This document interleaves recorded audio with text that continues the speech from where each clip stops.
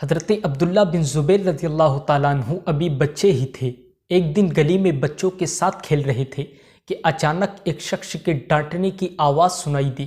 تمام بچے آواز سن کر سہم گئے اور پلک جھپکتے ہی ادھر ادھر جا کر چھپ گئے، لیکن حضرت عبداللہ بن زبیر اپنی جگہ پر کھڑے رہے اور اپنے ساتھیوں کو پکار کر کہنے لگے کہ آؤ، میں تمہارا لیڈر بنتا ہوں، میں تمہارا قائد بنتا ہوں، میں تمہارا سردار بنتا ہوں، آؤ سب مل کر اس شخص کو سبق سکھاتے ہیں۔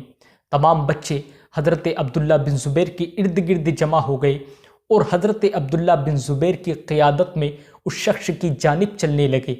حضرت عبداللہ بن زبیر میں بچپن سے ہی قائدانہ صلاحیتیں موجود تھیں، اور اسی کا نتیجہ تھا کہ حضرت عبداللہ بن زبیر نے مکہ سے لے کر شام اور عراق تک ایک وسیع حکومت قائم کر لی تھی۔ قیادت اور لیڈرشپ موروثی بھی ہوتی ہے، اور اس میں وقت اور ماحول کے ساتھ ساتھ تبدیلی بھی ہوتی ہے، اور کچھ چیزیں محنت، جد و جہد اور کوشش سے بھی حاصل کی جاتی ہیں۔ ماہرین کی نظر میں قیادت اور لیڈرشپ کے لیے کچھ خصوصیات ہوتی ہیں۔ ان میں سے ایک ہے ذہانت۔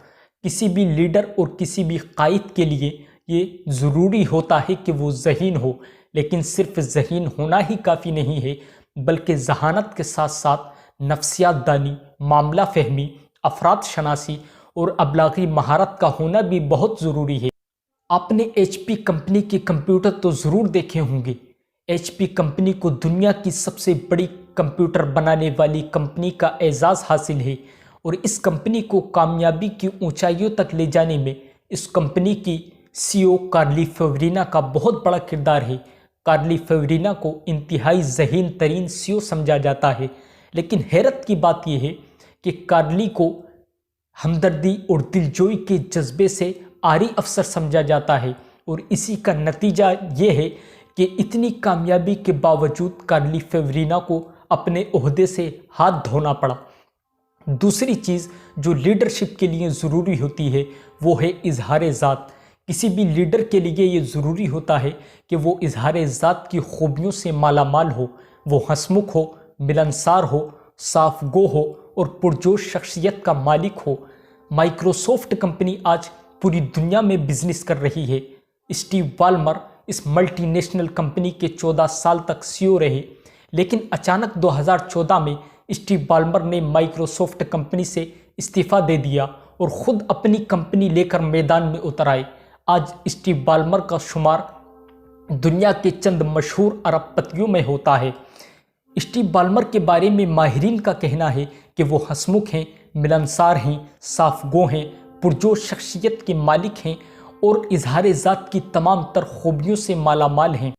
تیسری خصوصیت جو لیڈرشپ کے لیے ضروری ہے وہ ہے خود اعتمادی۔ کسی بھی لیڈر کے لیے خود اعتماد ہونا بہت ضروری ہے۔ اسے اپنی صلاحیتوں پر اتنا اعتماد ہو کہ وہ رسک لے سکے۔ مارٹن لوتھر کنگ کو آج ایک دنیا اپنا لیڈر تسلیم کرتی ہے۔ اس نے ایک خواب دیکھا تھا، اور اس کی تقریر کا نام ہی آئی ہیو اے ڈریم ہے۔ اس نے خواب دیکھا تھا امریکہ سے نسلی امتیاز، کالے اور گورے کی تفریق کو ختم کرنا، اور اس کا نتیجہ یہ نکلا کہ امریکہ کا صدر سیاہ فام کالا رہ چکا ہے۔ تو خلاصہ یہ کہ لیڈرشپ کے لیے 3 خصوصیات کا ہونا بہت ضروری ہے: ذہانت، اظہار ذات اور خود اعتمادی۔